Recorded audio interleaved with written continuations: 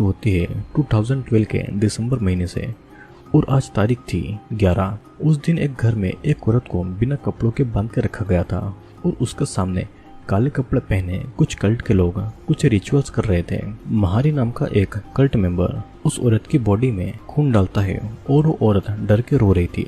महारी फिर मंत्र पढ़ के एक चाकू से उस औरत के पेट पर वार करता है और फिर अगले दिन हम एक हॉस्पिटल में वेरोनिका की डिलीवरी होता हुआ देखते हैं। कार्लोस वेरोनिका को संभाल रहा था और वेरोनिका 27 घंटों से लेबर पेन में थी, तो डॉक्टर सर्जरी करने का डिसाइड करते हैं। लेकिन कार्लोस ऐसा नहीं चाहता था और इस बात पे कार्लोस और डॉक्टर के बीच में झगड़ा होता है। डॉक्टर उसे ऑपरेशन थिएटर से बाहर निकाल देते हैं और इस तरफ महारी भी हॉस्पिटल में कुछ ढूंढ रहा था। ऑपरेशन थिएटर में डॉक्टर वेरोनिका का पेट फाड़कर उसका बच्चा निकालता है और उसी दौरान बाहर तूफान भी आने लगता है। अचानक वही बच्चा डॉक्टर के गले को काटकर उसे वहीं पर मार डालता है और फिर वो बच्चा नर्स को भी इसी तरीके से मारता है। इसे देखकर वेरोनिका भी बहुत ज्यादा डर जाती है और पुलिस के आने के बाद में वेरोनिका अपने बच्चे को गोद में लेकर उसे सेबास्टियन नाम देती है।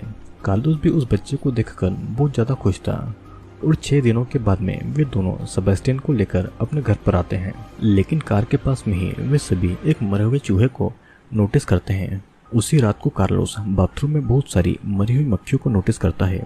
वो उन मरी हुई मक्खियों को उठाकर टॉयलेट में फ्लश कर देता है, लेकिन फिर भी बहुत सारी मरी हुई मक्खियां टॉयलेट से भी निकलने लगती है।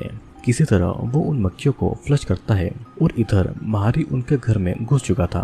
वेरोनिका और कार्लोस जब बाहर थे तो उनको एक अजीब सी आवाज सुनाई देती है।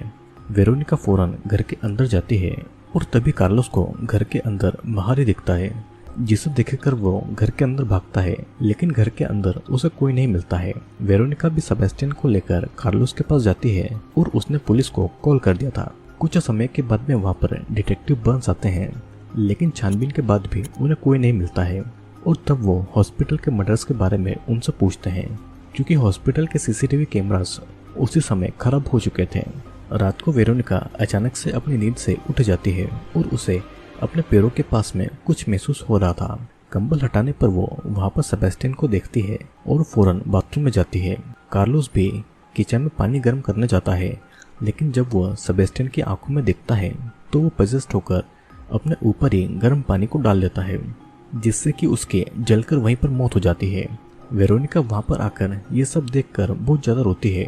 वो सेबास्टियन को वहाँ पर ढूंढने लगती है, लेकिन सेबास्टियन वहाँ नहीं था। वो देखती है कि महारी उसे अपने साथ में लेकर जा रहा था। एक चाकू दिखाकर वेरोनिका अपने बच्चे को मांगती है, लेकिन महारी उसे धक्का देकर गिरा देती है। किसी तरह वेरोनिका ने सेबास्टियन को अपने पास ले लिया था। महारी फिर वेरोनिका से सेबास्टियन को छीनने की कोशिश करता है, लेकिन पुलिस की कार की आवाज़ सुनकर वो वहाँ से चला जाता है। डिटेक्टिव बर्न्स वहाँ पर आकर सेबास्टियन को ऑफिसर वोकल के हवाले करने को कहता है, क्योंकि वेरोनिका से उनको पूछताछ करनी थी। दिल पर पत्थर रखकर वेरोनिका अपने बच्चे को ऑफिसर के हवाले कर देती है। रास्ते में ऑफिसर वोकल जब सेबास्टियन को ले जा रही थी तो सेबास्टियन सीट बेल्ट से उसका गला घोटने लगता है। वो एक चाकू से सीट बेल्ट को काटने की कोशिश करने लगती है, लेकिन चाकू उसके हाथ से गिर जाता है और तभी कार एक जगह पर टकरा जाती है, जिससे कि ऑफिसर वोकल की वहीं पर मौत हो जाती है। अब अगले दिन वेरोनिका अपनी बहन गैब्रियल के पास रहने आती है और इस तरफ पुलिस को ऑफिसर वोकल की बॉडी मिलती है। उन्हें कार के पीछे सेबास्टियन भी मिल जाता है। डिटेक्टिव बर्न्स सेबास्टियन को वेरोनिका के हवाले करते हैं और सेबास्टियन को वापस पाकर वेरोनिका बहुत ज्यादा खुश होती है। अब अगले दिन वेरोनिका घर के बाहर किसी को नोटिस करती है और वो चेक करने जाती है। वहाँ पर उसको एक फोन मिलता है जिसमें कंटिन्यूस 12 नंबर से कॉल आ रहा था, जिसे उठाने पर कोई सेबास्टियन नाम का बात कर रहा था। यह सुनकर वो फौरन रूम में जाती है, लेकिन वहाँ पर सेबास्टियन पहले से ही मौजूद था। उसकी बहन गैब्रियल उसे भरोसा दिलाती है कि सब कुछ ठीक है।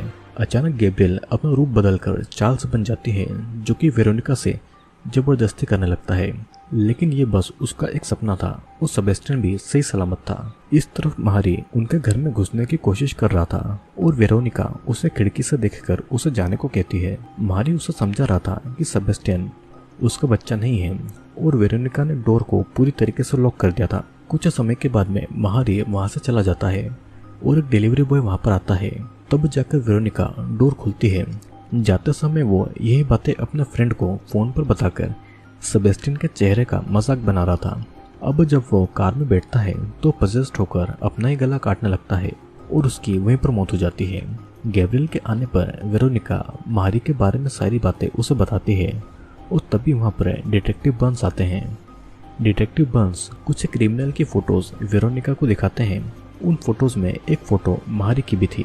वेरोनिका उसे बता देती है कि महारी ही उसे कई दिनों से स्टॉक कर रहा है।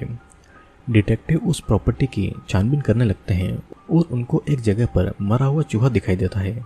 डिटेक्टिव बर्न्स घर के अंदर आकर महारी के बारे में कुछ जानकारियां उनको बताता है और साथ ही वो उनकी सेफ्टी के लिए पुलिस फोर्स उनके घर पर भेजने वाला था। उनके जाने के बाद में गैब्रियल वेरोनिका को सुनाने लगती है कि उसकी बेटी के मरते समय वो उसके पास में नहीं थी और इसीलिए आज उसके साथ ये सब हो रहा है। रात को फिर पुलिस उनकी सेफ्टी के लिए उनके घर के सामने आती है और उनको भी घर के बाहर मरा हुआ चूहा दिखाई देता है। घर के अंदर वेरोनिका अपना सामान पैक कर रही थी और तभी वो ये नोटिस करती है कि आईने के सामने उसकी परछाई उसे देखकर हंस रही है। वो अपने आप को शांत करने के लिए उस आईने से दूर हट जाती है और बाथरूम में गैब्रियल ये देखती है कि सेबेस्टियन उसकी तरफ बुरी तरीके से देख रहा है। रूम के बाहर आकर वो वेरोनिका को ये बातें बताती है और दोनों के बीच में इस बात को लेकर झगड़ा होने लगता है। अब उसी समय सेबेस्टियन आकर गैब्रियल के पैरों का मांस खाने लगता है और वो उसके गले को काटता है। अपने बेटे का ये रूप देखकर वेरोनिका बहुत ज्यादा डर गई थी और घर के अंदर की आवाज सुनकर ऑफिसर कार से बाहर आता है और वहाँ पर सेबेस्टियन को देखता है। उसी समय महारी पीछे से आकर ऑफिसर को मार डालता है और वहाँ से भाग जाता है।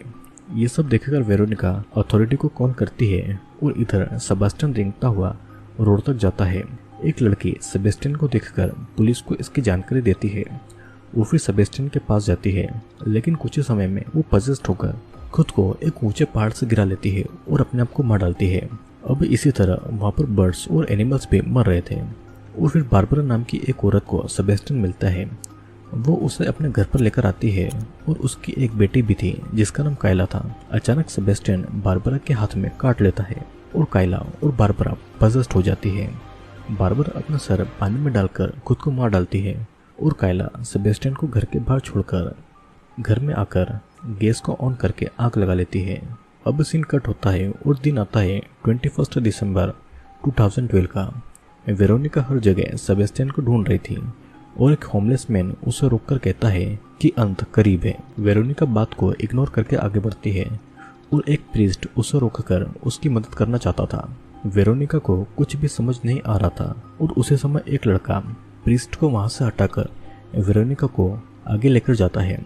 रास्ते में उन्हें बहुत सारे लोग पजेस्ड हालत में मिलते हैं जो कि खुद को मार रहे थे। वेरोनिका फिर डिटेक्टिव को कॉल करके इन सब बातों के बारे में बताती है और रात को वे दोनों मिलते हैं।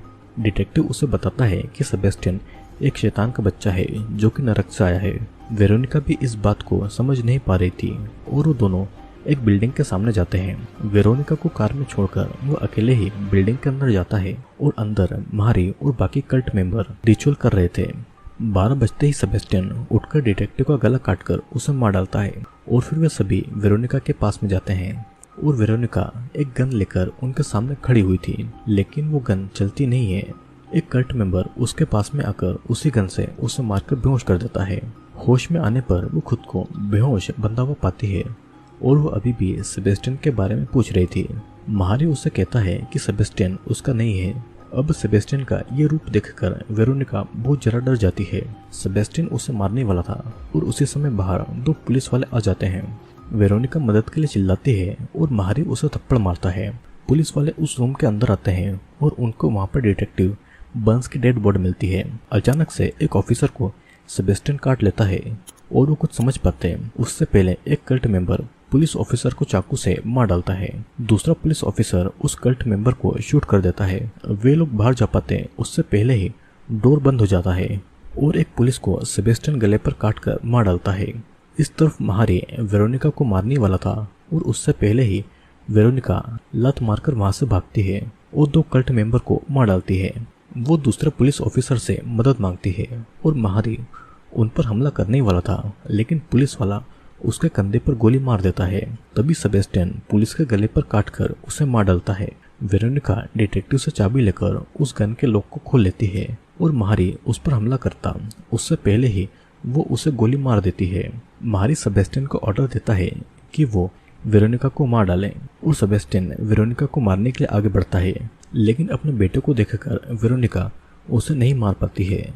सेबेस्टियन उसका भी गला काटकर उसे मारने लगता है और उस समय वहां पर वही प्रीस्ट आकर मंत्र पढ़ने लगता है और तब सेबेस्टियन उस प्रीस्ट पर ही हमला करके उसे मार डालता है और हम देख पाते हैं कि वेरोनिका अभी भी जिंदा है। और इसी के साथ में ये मूवी यहीं पर एंड होती है।